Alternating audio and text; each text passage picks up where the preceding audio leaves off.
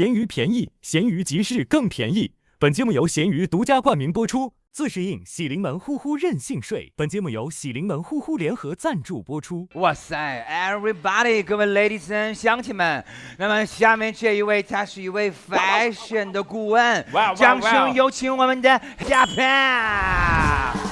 我是大盆儿，讲脱口秀4年多了吧。我之前是在服装零售行业工作，最近被裁员1年多了，属于一个就是中年下岗失业的一个状态。现在就是等于说被迫的全职做这个喜剧行业。第一次有啥不一样？有啥不一样？第一次光紧张，这次不光紧张，还咳嗽。我想现在使劲多咳咳，上台就不咳了。对自己的表现，我就是觉得就是能被大家认识，然后别骂我，我的要求就是这个。掌声有请我们的大盘。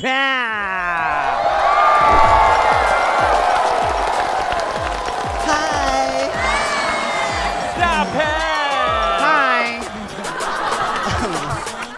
我那个曾经啊，在一家法国的设计师品牌做那个时尚顾问的啊。我记得我刚开始来店里办入职的时候呢 ，HR 就跟我说了，说让我提供一下我的英文名，要给我制作工牌、申请邮箱啥的。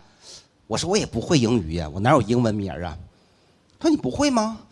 哎，你不会，为什么在入职资料里面英文能力那一栏你选择了优秀啊？我说那拢共就3个选项啊，一般。良好、优秀，也没有不会呀。他就非得让我提供，我也不知道叫啥，我说随便吧，我不行，我就叫 ABC 吧。HR 当时就急了，那哪行啊？那肯定不行啊，他自个儿叫 ABC。我也不知道叫啥，我们俩在那掰扯，掰扯到半截的时候吧，我就一抬头。我看见我们店橱窗上贴个英文单词 SALE， 我当时不知道那啥意思哈，我觉着应该是个好词儿吧，贴那么正中间儿，每片玻璃都贴了，对面品牌也贴了，我说我叫这个吧，洒了。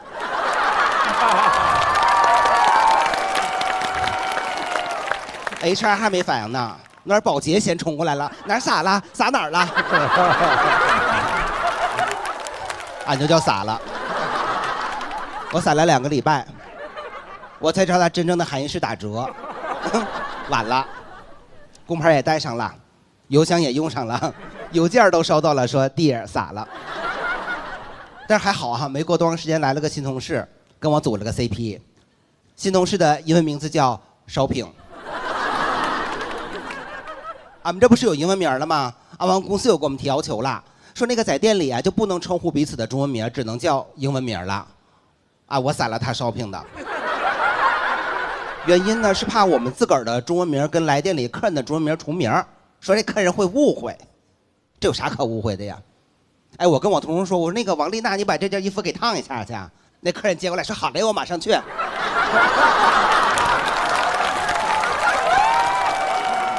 那不可能啊！而且说重名，其实英文名也很容易重名，别的行业不太清楚哈。我们行业每个店都有一个叫 Coco 的，要是没有啊，肯定有一个叫 Apple 的。我们叫开新店，招了个店长叫 Apple， 招了4个店员，又有2个 Apple。我们是个服装店，又不是手机店，这俩 Apple 就得改名。说实话，有点太为难这俩大姐了。我估摸着他俩加起来能拼出10个英文单词就不错了。不叫 Apple 叫啥呀？叫 iPad 呀。那开玩笑啊，俩人商量半天说实在不行我们2个就拆开吧。我叫 APP， 他叫 LE。哎，别看我们就是个卖衣服的，那么商场对我们要求也不低呢。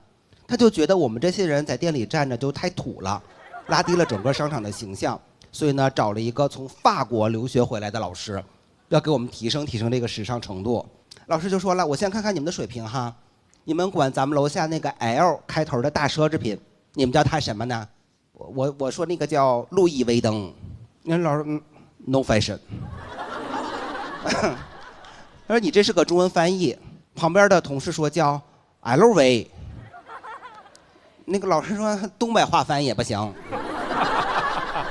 他就说你们难道对法语一点都不了解吗？我说了解一点，我知道那个蒙住。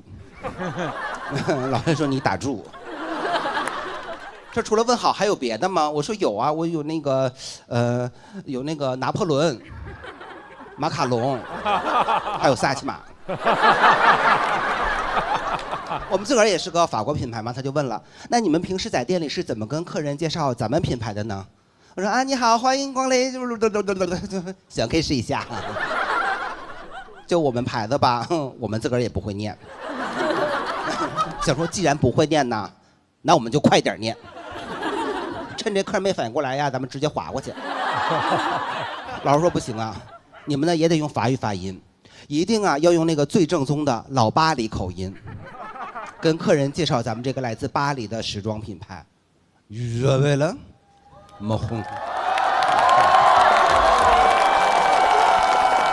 别鼓掌了，这不是个大神经病吗？谁这么说话呀？而且你就听他这个老巴黎口音，按照他的说法哈，我们在练你们来没有说啥呀？你好，欢迎光临。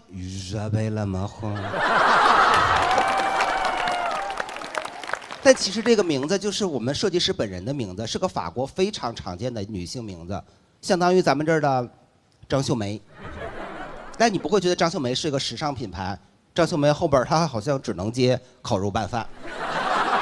之前有个客人带着他们家小朋友在我们店试衣服哈，可能试的时间比较长，小朋友找不着了，我那给吓的，又是找商场又是找保安广播寻人的。请顾客刘宇轩小朋友听到广播后速到4楼，准备了么红灯。你的家人在这里等候。哎，刘宇轩小朋友不到4岁，你还上哪儿找啊？啊，你让人怎么找啊？我找不到我妈妈了，我妈妈好像是在那个准备了么红灯。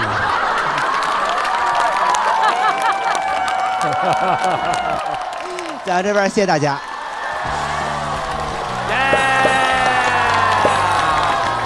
谢谢大盆儿，谢谢。大盆很潮流，大盆儿太强了你。你是穿了鞋套是吗？都说像那个，这个像是那个叫什么销售的那种是吧？哦，不是，中介的穿鞋套。记错了。哎，那怎么样？看大盆儿这第一次看。我感觉像看好几回了似的，是吧？对，因为你老在店里嘛。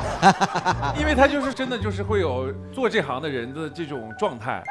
是，跟大家说说呀，有没有什么你们那个品牌里头培训怎么推销什么类似的？因为我们是一个法国品牌，所以我们就是一个法式的设计风格。法式的、啊，对，我们主打优雅浪漫，走的就是一个这个度假风。是，就没了。我们全店400多件衣服全指着这一句话卖。你这是巴黎吗？是篱笆吧那边？东北大篱笆那边。我既然是个顾客，我买一点法国的，让我感觉到一点那种法国的那种风味。那我们就扭着说。哎，各位有没有什么英文名啊？哦，你的他的名特别，他的名大家听一下，杜海涛的英文名。我的这个英文名很好记，也很简单，叫什么？嗨。外国捧哏的相声是吧？嗨，就这嗨，没听说过。但真的，因为我在上学嘛，我上学的时候，他们就是说，其实名它就是最简单的一个称号嘛，我就说嗨 ，You can call me hi so easy。可是你在大街上不是这样，就很容易一直在回头嘛。但是就是好记嘛，但也有问题，就是老师一有什么问题了，都先问，就嗨。然后有没有那种莫名其妙，就是一定要开始说英文了，就是跟你玩一个？过年前去那个北美演出嘛，然后过海关，然后我就跟他用英文正常说完，把包捡完我就走了。哎，然后等那个毛豆他们过安检之后过来跟我讲，说那个海关会说中文，跟他们的原话说那个人真是喜剧演员吗？为什么他看起来一直在生气？给我气坏了。这对我挺冒犯的。你自己也有责任，反正。好，谢谢我们大盆儿，希望下次能来。演完心情咋样？可放松了，现在。可放松了。我觉得我好像憋住了，没怎么喝。但是后来就是教 talking 的时候还是太紧张了。对自己的表演满意不？表演还行，这个过程特别好，氛围也好。下面上场的这位女士，她已经来到我们的节目6次了，但是她没有上台，她都在接受熏陶，她就是我们的后本。Hello， 大家好，我是后本，目前是自媒体博主，做搞笑类目的。求求你们放过我吧！樊城楼已跟你的九族说拜拜吧！讨厌！作为一个脱口秀兴趣爱好者，尝试走出自己的舒适圈，看看自己的极限在哪里吧。哎呦，后本的初舞台炸翻全场，咱们就放开了玩。说什么呢，哥？讲真的，我看到所有的网络博主上台说脱口秀效果都很好，马红都没说段子，就直接上台就炸。是吗？我没看。虽然已经跟着大家学习了6期了，看我这几天记的全是技巧。哎，你看，就拿这个范儿很讨喜的，你可以上去这样的。一定要有信念感，就你首先要相信自己是好笑的。但只有真的要上场了，经历一遍，你才知道紧张感是这样的。我这稿子改过6版还是7版了，表演很多是我临时加的，词儿还没完全记熟，紧张是真的紧张，我需要找一些办法把紧张情绪外放出来，这才是本体。我刚刚都是装的。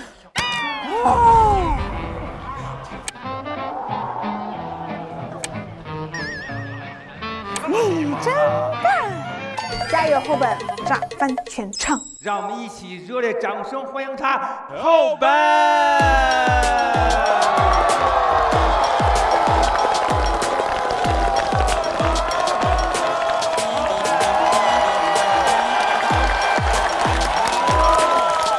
哇哦，大家好热情啊！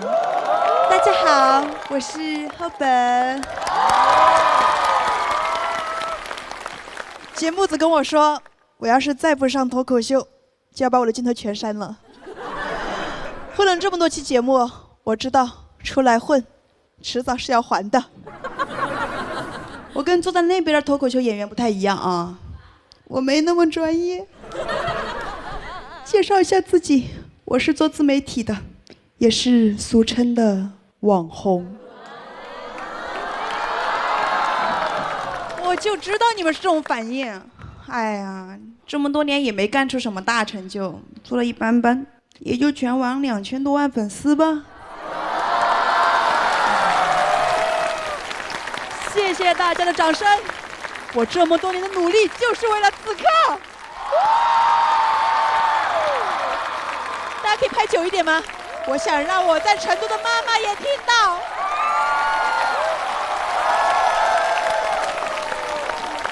谢谢。哎呀，今天是我第一次讲脱口秀，有点紧张，以至于紧张到我都有点嚣张。希望节目播出后，我掉粉不要掉得太夸张。哎，我怎么出口成章？其实当网红不是我第一志愿，我从小以来的梦想就是当一名演员。我发现啊，脱口秀演员对颜值的包容度最高。我说我想当演员，别人说我长成那个鬼样还想当演员。我说我想当脱口秀演员，别人会说什么？长成那个鬼样就该当脱口秀演员。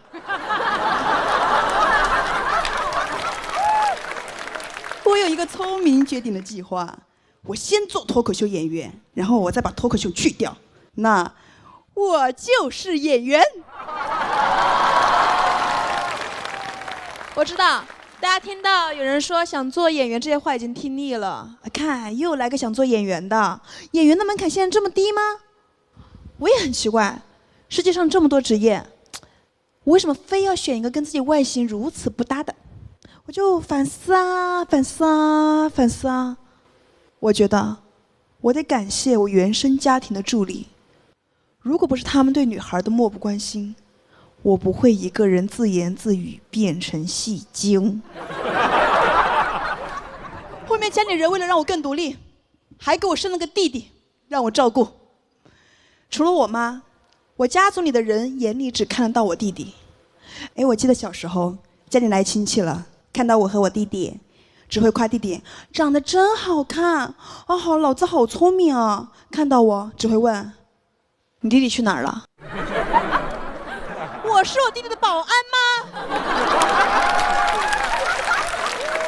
还有一次，我弟弟犯了错，被老爸打，我站在旁边，我爸顺手把我也打了一顿，说我是长女，没把头戴好，让小的学坏了。我爹这是什么逻辑？那今天我如果讲不好脱口秀，大家别骂我，都去骂我爸，怪他没把头戴好。你们才没把头笑掉。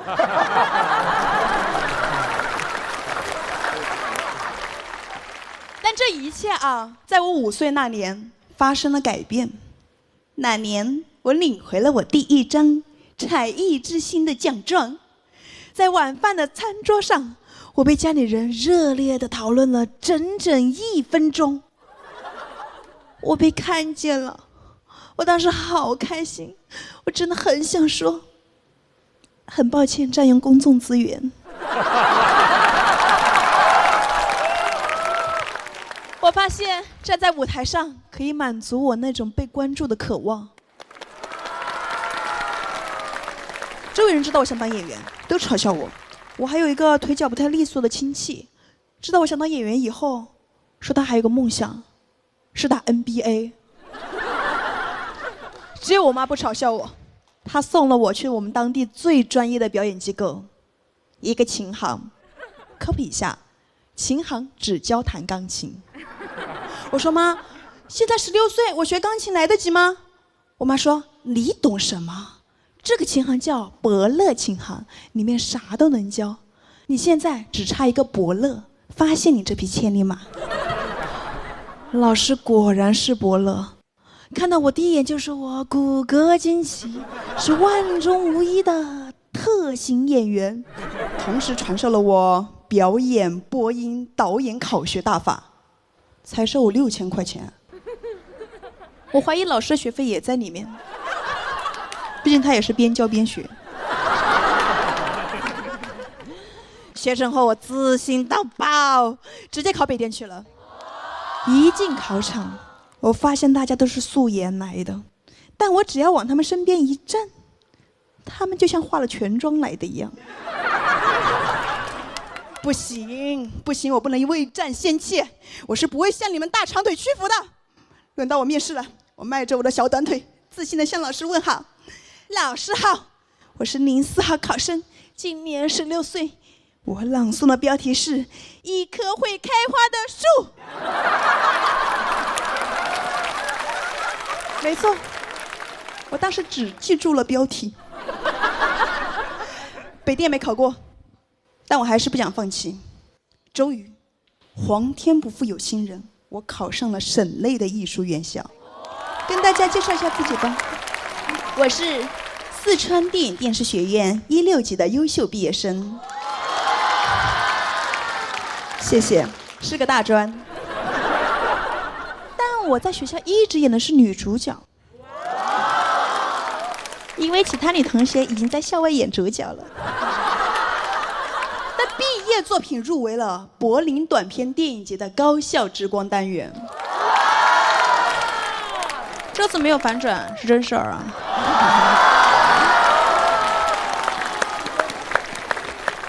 网红后，我也看了网上对我的一些评价，哎，主要说我故意卖丑。我发誓，我真的不是故意的，我只是打开了手机的前置摄像头，我只是记录了我的美好生活。还有说，后本长得真像头野猪，给我拱出娱乐圈。这娱乐圈我还没拱进来，就让我拱出去了。然后讲脱口秀的朋友们就安慰我说：“哎呀，那你太适合来讲脱口秀了。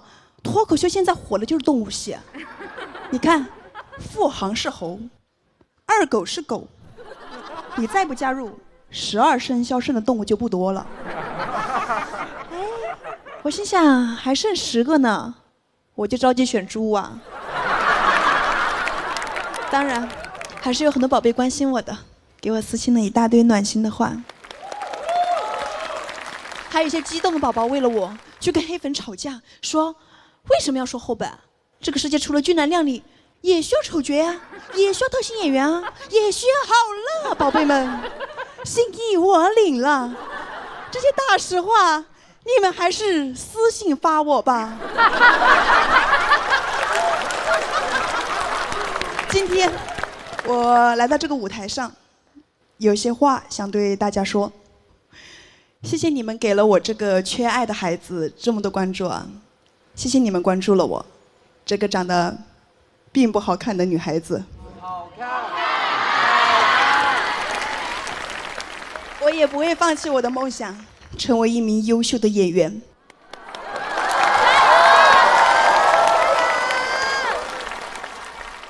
如果以后我得影后了，我这段获奖感言你们觉得行吗？谢谢大家，我是后本。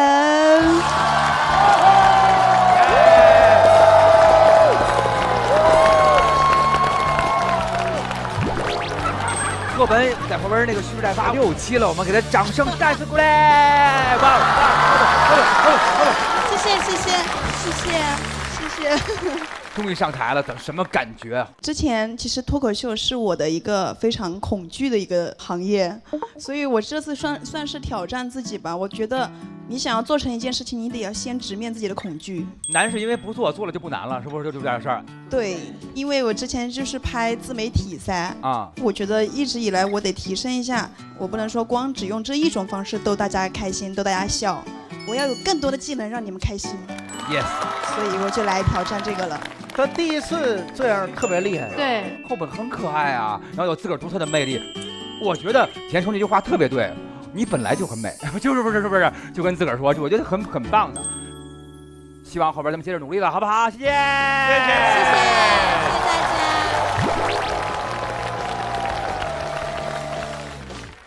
给自己的表演打一个分，60分吧。那40分扣在哪儿了？40分，我想给自己再成长的空间，这样子它可以督促我继续努力往前冲。很棒呀，后本，我觉得他是很坦诚的去面对自己，把自己内心很敏感、很脆弱的东西端出来给大家看。我觉得这个其实是挺勇敢的。后本用发声的方式、说台词的方式。其实特别像一个舞台剧的演员，在舞台上的表现丝毫不慌张，也得到了大家的接纳。这个作为第一次的表演已经非常棒，非常不容易。下面这一位是我们今天登场的最后一位选手，新人，他就是我们心酸的中年男人孙悦。我在紧声音。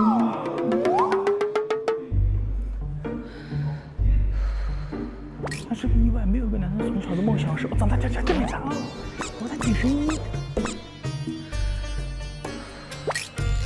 今天上场这件事情其实还挺意外的。上场之前在后场一直在不停的练习。长大这么长，我在紧声音。而且我还特地准备了一个秘密武器，把自己想讲的、想说的和状态都体现出来，给大家看到一个满血版的孙玉。有请孙悦。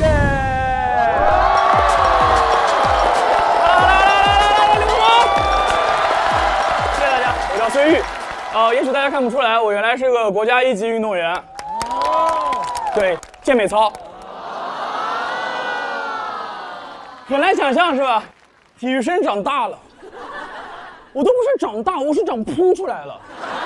但是多年的专业训练还是在我身上留下了一些体育生的痕迹，比如说食量大。我去吃回转寿司，下游干涸了。我往那边一坐，就开始这个好吃，这个好吃，这个好吃，这个好吃，来一碗。我吃寿司吃出一种炒股的感觉，就一直在接盘。而且我食量大到我爸妈都害怕。我回我爸妈家吃饭，他们说我是野猪。我说野猪是国家2级。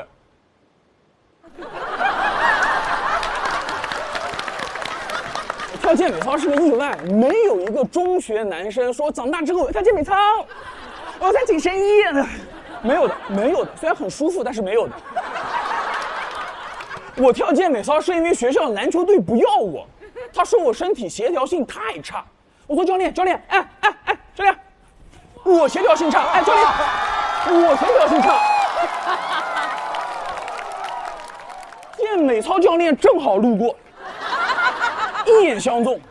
当年我都不知道什么是健美操，但我知道有 offer 先拿着，跟篮球队待价而沽，没有沽出去。篮球队弃我如敝履，我一气之下就加入了健美操队。我要让他们看看，中场休息的时候看看。这边裁判哨声一响，我就知道 it's my shoot time。篮球场上事就在篮球场上解决，哪怕我是曲线解决，对吧？我就怀着这种复仇的心态加入了健美操队。虽然当年我不懂什么是健美操，但是我跟教练表心态，我说我虽然身体协调性差，但是我一定会好好训练的。教练人非常棒，教练说没事儿，什么差不差的，我看上的就是你这个人。教练真没有骗我，健美操队没人，整个健美操队就我和教练2个人。我很难说这是健美操队，健美操一队。我是我教练的开门兼关门弟子，主要负责体操房的开关门。经过大概几个月的基础训练之后呢，然后校队的教练就把我送到南京市的专业队。专业队真的就很不一样，很厉害，藏龙卧虎，就是什么自由体操退役的，或者是那种艺术体操转过来的，还有花样游泳上岸的。基本上都是那个行业竞争特别激烈，没办法转到跳健美操，哎，很像脱口秀这个行业。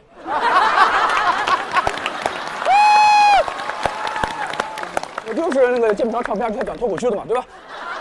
唯一不一样就是他们真的是童子功，他们练健美操就是脸压，比如说压韧带，一件很简单的小事儿，那帮童子功压韧带在地上是可以下叉的同时睡着的。就是重叉这边睡着，横叉在这边睡着，推开那个体操房的大门，感觉像案发现场。我压韧带跟杀猪现场一样，3、4个人把我哐一下按到墙上面，然后教练把我的脚抬起来，然后砰一下按到我的头旁边。我的天！当时那一瞬间，我都听见我韧带跟我讲话了。他说：“招了吧。”而且人在痛苦的时候是极难叫得出来的，你们知道吗？你不可能啊，好臭，你很难叫得出来。就第2天起床的时候，我的整个大腿就拉伤了，就2条腿的大腿后面韧带大面积拉伤，全是淤血，然后一块红一块紫。现在回想当年真的是大红大紫。第1次队列比赛，我就勇夺倒数第1。很正常，我能接受，因为我是个门外汉进去，我能接受，但我依然感觉很崩溃。我都练成这个样子了，我就蹲在那个门口想说，酷手，难道这就是我身体的极限了吗？然后就蹲在过道这边，自己给自己难受。那时候当年的队友很好，然后从那边走过来，走过去，没有人安慰，只有一个倒数第2，我开开心心的跑过来，然后拍拍我的肩跟我说没事儿。我刚想抬头感谢他，他一个山羊跳从我头上跳过去，回头跟我说：“菜就多练。”哦，那年我16岁，形成了我对这个世界的世界观。我觉得这个世界就是这样，没有安慰，就是要对抗和嘲讽。这个世界就是对抗和嘲讽。你们想，目前全中国最流行的竞技体育项目，斗地主，然后基本上就是炸弹对抗。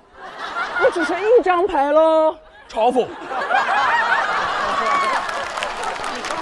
竞技体育让我学会了一件事情，我就是爱对抗，爱嘲讽，所以慢慢开始没办法，只能多练。他们练力量30个一组，我练40；他们转体360，我转体540；他们偷懒，我举报，对吧？跟队友们一起对抗嘲讽了3年，然后过了国家1级，拿了全国冠军。然后也加入了学校篮球队的啦啦操队。哦，这是我主动申请的，我就想站在场边上，看他们输球，他们一个上篮没进，我就说啊，是不是身体协调性太差了？就是要对抗，就是要嘲讽。那年我18岁，今年我38岁，我长胖了，这个世界变柔软了，身边好像已经没有像我这样爱对抗、爱嘲讽的人了。哪怕是我们这一行最爱嘲讽的人，翟佳宁，他也不可能在夺冠当天跟第2名说菜就多练。不可能的，不可能的，对吧？好，这期是我录的第2期，上一次状态特别差，几乎是全场表现最差。我在后台特别沮丧，其实无所谓，我一个人就 OK 了。但是他们很好，他们都过来安慰我，说没事儿，你已经很棒了。我表现最差呀，我感觉在阴阳我，这是棒吗？这不是棒槌吗？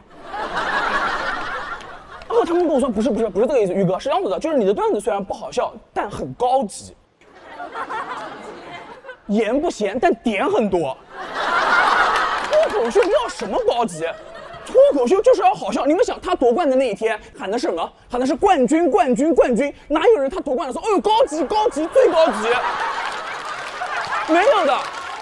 要是喊第2名喊什么？喊比较级，比较级。第3名原型，原型，原型。脱口秀就是要好笑，不好笑就露宿街头。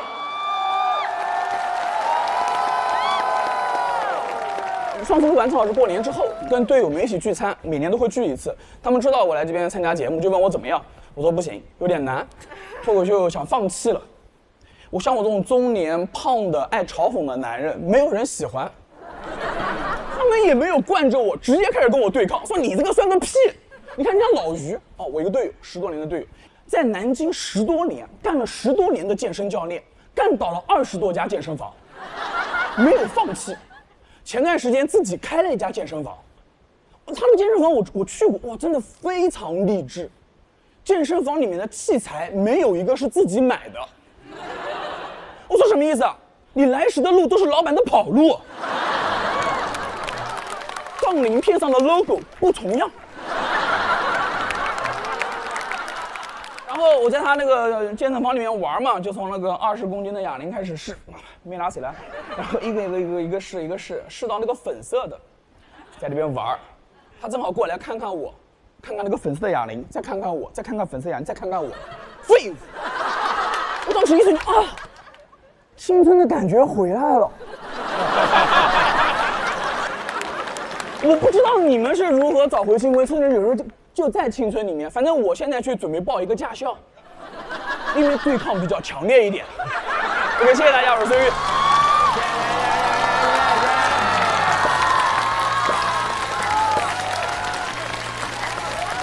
我觉得今天不仅能让你青春的感觉回来，能让你返老还童。来，翟佳宁开始骂他，他刚才说你什么来着？挺高级的，多练啊。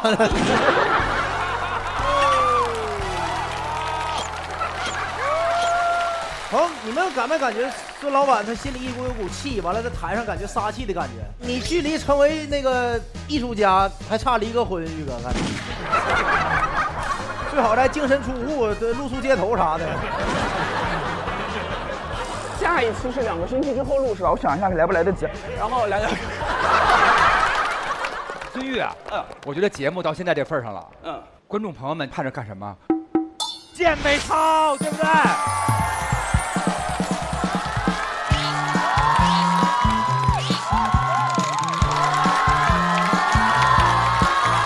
现场我们来了一位绝对不会服输的这位健身达人，什么意思？什么意思啊？这是一次健美操跟广场舞的正面对决。对了，我不行，我不行，我不行，我不行，我不行，搞不了，搞不了。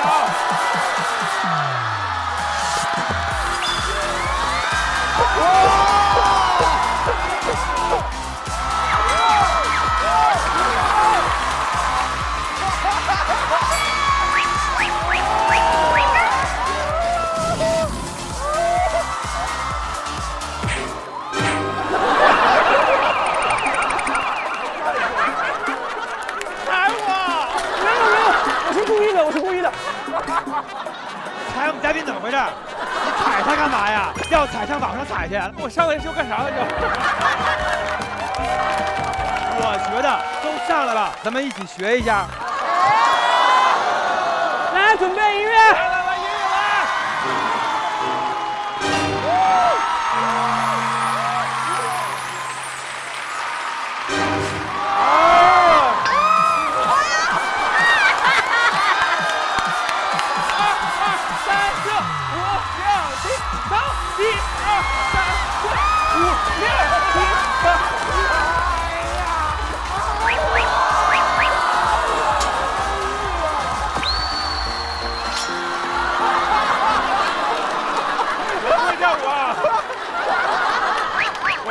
我不会跳舞。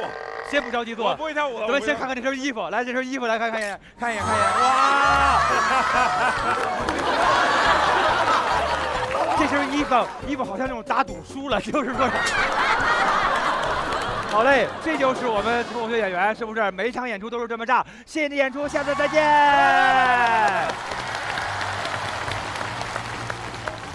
你能感觉孙老板作为一个中年男性啊，在心里头有很多苦闷，能借这个台上来释放出来。孙玉这段表演看着有点心酸，要心酸到你又有点好笑，这人到中年就会变得非常复杂。您来看一眼，今天有很多演员上台了哈，因为您是捧场大嘉宾，就是您必须得挑一位来捧。挑一个，我算吗？你要推荐你自己的话，其实也可以，马上再骂你。那你这么说的话，那我确实怕这个。那我看看。来，您说这些新人们，觉得沈阳老乡上来挺猛，但确实我跟那个健美操武力全开了，感觉那个。如果推荐这个人，你就会推荐孙玉，对不对？对，孙玉吧。好嘞，感谢孙玉，谢谢。亲爱的各位观众朋友们，就到了各位行使你们权利的时候了，谢谢各位，拿出你们的卡片，上边写上您对这一集的一些感受。我们也会非常的尊重你们的选择，谢谢各位啦！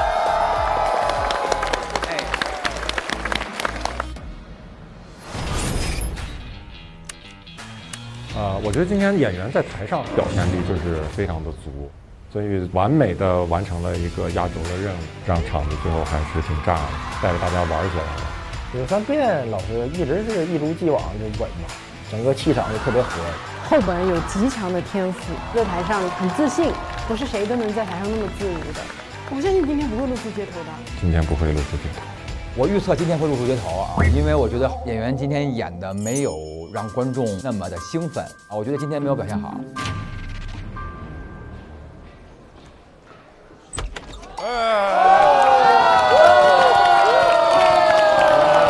欢迎，来吧，请上座，老师。他们不陪你吗？行，那我们先开始。今天谁的表演觉得还不错？我觉得玉哥特别棒，有心酸有愤怒，耐人寻味，总体。哎呦，谢谢。我要举报啊！玉哥表演完，鸡翅在旁边大喊：“脱口秀完了！”3、2、脱口秀完了。真人秀太出色了，段子一般。哟，2位都表演了。对。那你说吧。这2个是最好的。他就是完全看不出来，就是没有讲过脱口秀。真的吗？我都看出来了。我就来一次，我没必要这么聊啊。干什么呢？我们刚才在聊天呢，喜欢您的那个短视频。哎呀，你别这么说。来不及了。这边我看看怎么的呢？都是生面孔，是不是？对你这样，新朋友来，你说说吧。玉哥，哎呦，周奇墨姐也费点劲，反正。真敢讲呢。哎呀，其实小周一直一般。周奇墨是赶上好时候。我是到第2个演员，我就知道。第2个演员，周老板。哦，今天没接住。周奇墨那差点，我没接住你。哎，别，你要这么说，我觉得是有点。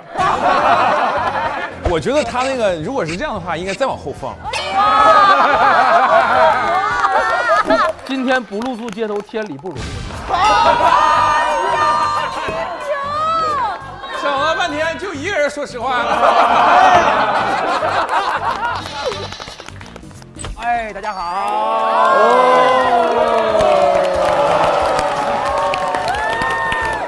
Hello。哎，天花板来了，掌声欢迎啊！行了，就是我们每期都有一个复盘环节呢，就是说刚才观众朋友们给我们写了好评跟差评啊，咱们都来念一念。行，那我先读一个2星差评。哎呦，第1位演员开头挺不错的，但是太长了。是我吧？是我，对不起，是我。中间有一段总感觉在走动，让人走神儿。哎呀妈，真是我，真是我。你是蹦起来跳了，他说走动。哦，感觉有些地方可以删减，但是兄弟，你不用颜值焦虑，你真不丑。哎，柳三变，柳三变。那这绝对是柳三变了。哦。他给了你2星的颜值肯定。哦，伤人呐！啊，等会儿。我虽然不好看，但是我爱我自己。好，有一个5星的哈，5星的。柳三变，小眼神儿太有意思了，讲着讲着那个小眼神就飘过来了，真的很好笑。听他段子就像秋裤扎进袜子里，踏实。好会写啊！这个要不就给我拿带走吧，我。好，这是一个5星好评。他说小时候涛哥的节目陪我长大。哇！我们也是。哎呦，谢谢。没想到竟然能在现场看到涛哥的脱口秀。今天在现场没有电视屏幕，但涛哥依旧在发光。有趣的灵魂就会一直发光，期待涛哥多上节目，爱你爱你爱你爱你。他叫做钮咕噜于巴拉。哎，行，接下来到我了，5星啊，5星。谢谢我们的周老板。哎呦，别怕不合群，不要内耗，你的演绎是全场最棒的。我一直都觉得好看的专场不是好听的名字。支持 old school， 你没有过时。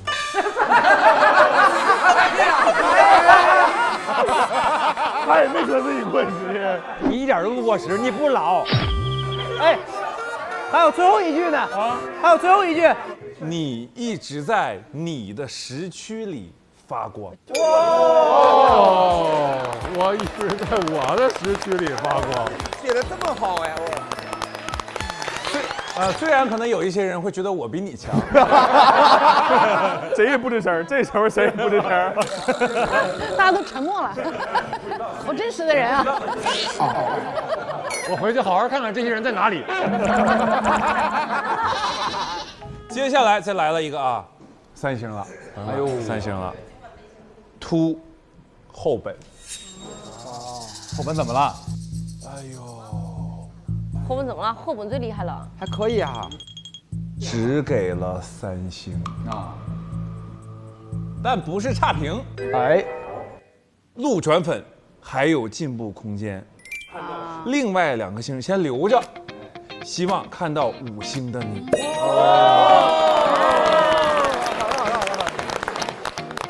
还有啊，还有还没完啊！祝后本生日快乐！生日快乐！祝你生日快乐！我很感性的，谢谢大家的，谢谢大家。谢谢。那我就让后本再感动一下。哦，又是你了。这也是5星的，也是给后本的。哎呦，太喜欢后本了，完了画了一个爱心。笑点不突兀，梗出的很巧妙，互动也好强啊！感叹号感叹号感叹号！宝宝你是最棒的，你一定能实现你的梦想，加油！3个感叹号！期待你以后成为影后。好，谢谢。送你吧，送你吧，对，对对对。收到最好生日礼物。行嘞，下面就有请到的是我们的鱼头人，还要送上结果啦！咚咚咚咚咚！海涛，你先看，别让我们看。我们这嘉宾的资改给你，这个大资改给你。不，我能看，你别碰。他能看，现在他有资改。哎呦喂，海涛怎么样？你已经看见了，我们没看见，没看见，没看见。哎呦，哎呦，他说哎呦了。朋友们，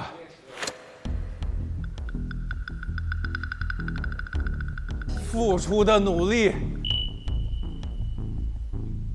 都是值得的，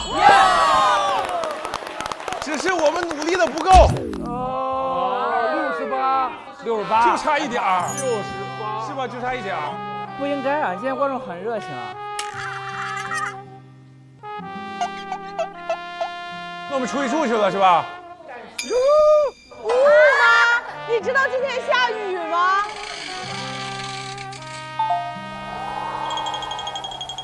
你这么的，今天大家长沙都到了，是吧？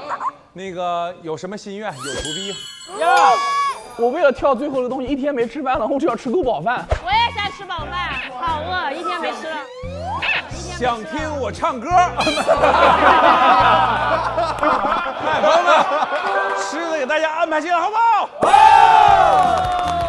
不管住哪，先要吃饱。上装备。来，我们跟着周老板往前走，走向脱口秀光明的未来。走吧，大家，来出发，走，出发，露宿街头喽。海涛老师请大餐，咱空会儿去也不合适啊。放心，我有神器。啊，知识的力量。拉倒吧，人家干饭，咱俩讲课呀。下一个，艺术摆件，菜不香也白搭呀。那再找，是这个。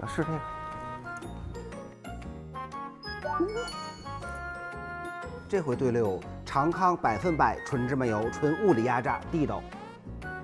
火喷香，哎，待会儿菜上来就滴几滴，满桌飘香，比啥都有面子。100%对味儿，餐桌硬通货呀！走，干饭去！走。录制啊！Let's go！ 哦呦！这是露营最好的一次了吧？有大巴车。哦呦！走起来！吃饭太好了，我真饿了。我说白了，要坐车。不好笑就露宿街头跑着去，那你自己跑，你对着镜头，他要自己跑过去。居然还给我们坐车，不好笑就要露宿街头，负重15公斤跑着过去，娇生惯养的脱口秀演员们。他负主要责任，跳那个舞掉了20%的票，我都没上，背个锅。热场没热好，你得背。热场也算呀，一个都不能少。大家现在想吃什么，你们就说出来。肉、龙虾、臭豆腐、鸡蛋、肉丸、粉、米粉、辣椒炒肉，有点啤酒。这样，你们先说，因为我已经点完菜了。想听你唱歌，确实准备了。整个的那个环境先简单的说一下，有一些家常小炒。这太好了，太好了。行，咱们有点曲径通幽。曲径通幽，那就不太好了。越听越怪了，是露天的吗？路边摊。这是开到哪里了呀？不是，咱们到底是要去哪呀？这么黑吗？这地方？这到哪儿了？是谁要吃肉啊？看见没有？姑娘，你不是要吃肉吗？这不是肉店吗？真是有求必应。走吧。哇！来吧！过年了！哇，挺香啊！太香了！哎，真香！哇，太香了，是不是？好香啊！哇！这把掏上了啊！我的天哪！好香啊！太香了！这把太行了！那必须的呀！那吃一宿就不用露营了吧？畅聊，我能吃一宿。大家坐吧！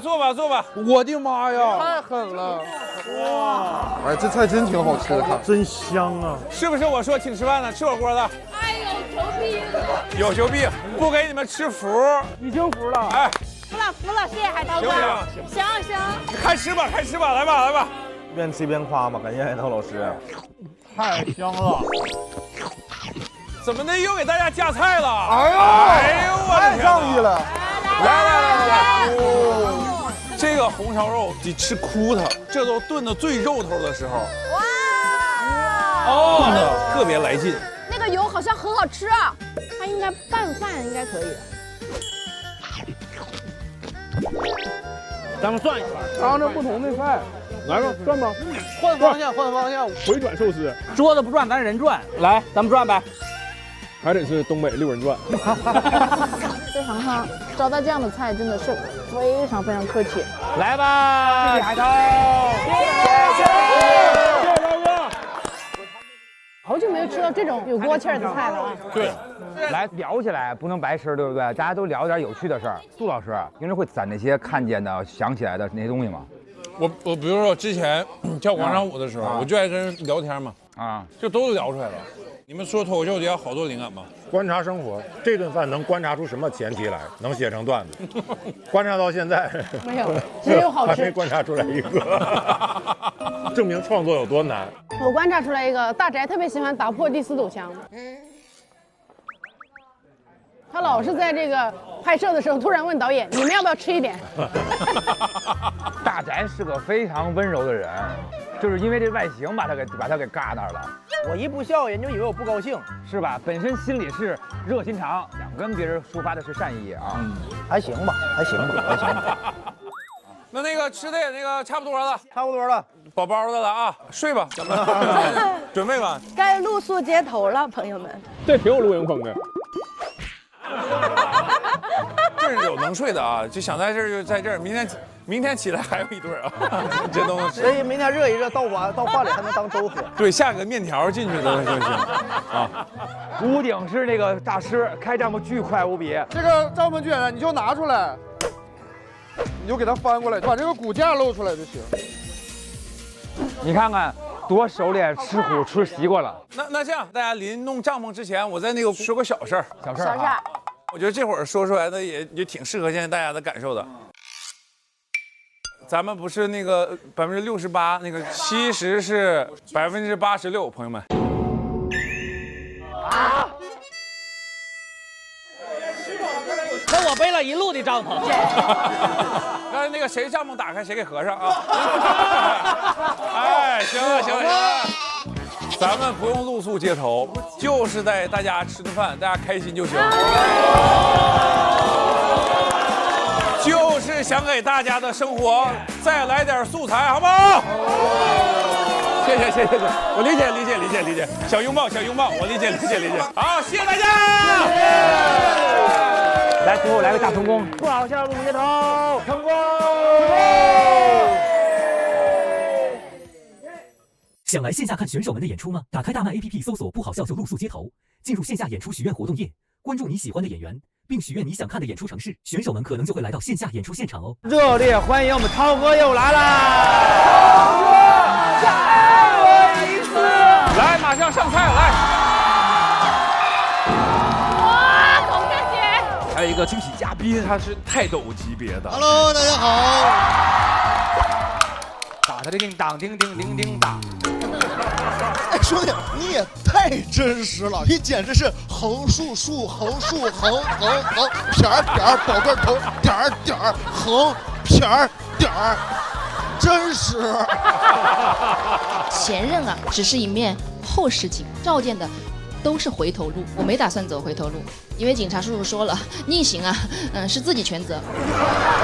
哎，这啥感觉呢？就好像大张伟在台上给大家唱歌，阳光彩虹小白马，滴滴的滴滴的，然后给你讲喇叭的工作原理。怎么2星？我这全是差评。哎呦，我好怕。一直在期待能有个炸梗，最后也没听见。前面太闹了，后面有点没接住。今晚会不会露宿街头呢？分数是100%。欢迎来到露宿街头也要笑。接下来就进入到我们的游戏环节，你画我猜。你们画的是一个词儿是吧？现在不玩来不及了吧？六耳猕猴，洗耳恭听15个字，洗耳恭听，听。评价一下后本今天的演出，赶紧回来一起吃饭。哎，不是什么好话，对。我肯定选择离你远一点，很真实。满嘴胡话，出去吧。不好笑就露宿街头，每周6中午12点更新。SVIP 用户可提前看下集 ，VIP 每周6周日分天更新，非会员自周2周3 12点免费观看。SVIP 用户每周日加享衍生、嘉宾精编、段子纯享版等精彩内容。每周日中午12点 ，SVIP 用户解锁露宿街头也要笑衍生节目，看脱口秀演员们更多爆笑互动。每周1至周4不定时掉落笑街未播精彩花絮，等你来看。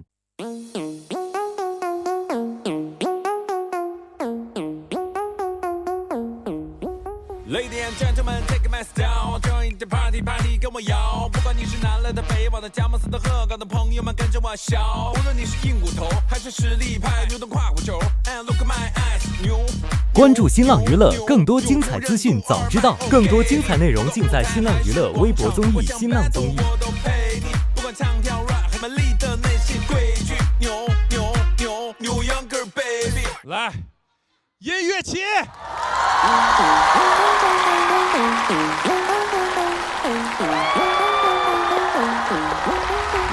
Gentlemen, take my style, join the party， 跟我摇。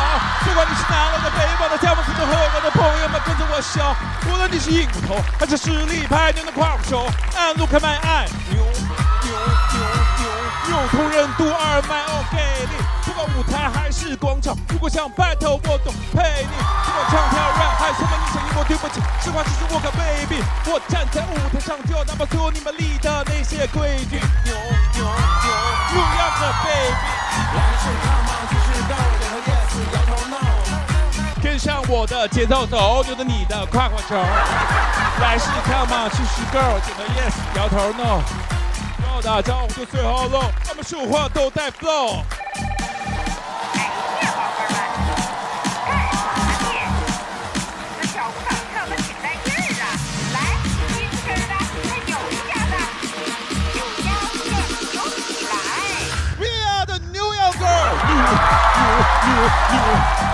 牛样个儿，牛，废话说牛样个儿，牛样个儿，喂 ，real 的牛样个儿，牛样个儿，牛，废话说牛样个儿，牛样个儿，喂 ，real 的牛样个儿。